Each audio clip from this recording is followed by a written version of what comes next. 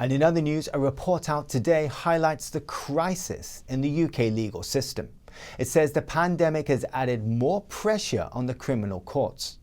NTD's Neil Woodrow brings us the story. An inquiry by the House of Lords Constitution Committee looks at the impact of the pandemic on the courts and tribunals in England and Wales, which the report says were already in a vulnerable state. The report says the backlog of cases in the Crown Court has now reached crisis levels. These courts handle serious criminal cases such as murder, rape and robbery and normally have a jury. Pandemic restrictions disrupted these courts' normal operations. The report's key findings suggest it may take several years before the backlog of criminal, family and employment cases returns to pre-pandemic levels. At the start of the pandemic in March 2020, Her Majesty's Courts and Tribunal Services, or HMCTS, received an additional £150 million in government funding.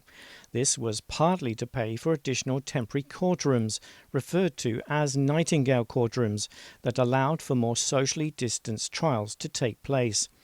HMCTS announced on March the 2nd this year that a total of 50 such temporary courtrooms have opened, with the recruitment of 1,600 extra staff. Funding was also used for a new cloud video platform to enable remote hearings to take place, but its use has started to decline since its introduction. Police withdrew their support for video remand hearings on the platform in December 2020 due to cost and service pressures. The report states, "The pandemic has shown that remote court access has the potential to enhance access to justice, but there is a significant difference in the experiences of professional and lay court users."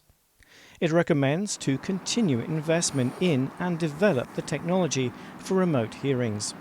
Before the pandemic, there was a backlog of 39,000 Crown Court cases. Since then, another 17,000 have been added, and justice has been delayed still further. Neil Woodrow, NTD News, Kingston, Surrey.